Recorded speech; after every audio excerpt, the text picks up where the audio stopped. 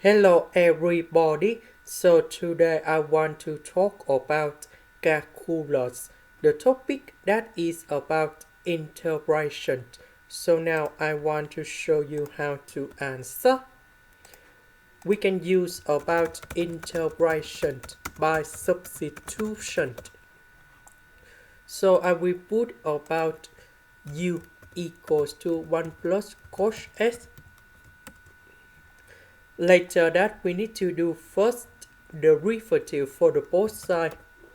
This one that is about the constant, so you got number 0. This one we have sinhx.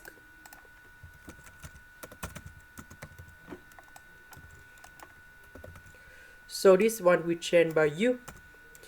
Sinhx dx we change by du.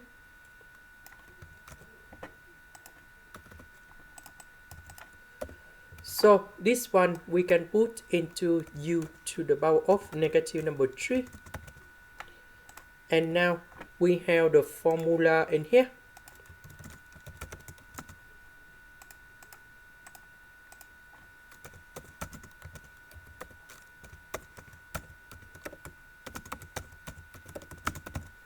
So we put negative number 3 going here. So we have negative number 3 plus 1.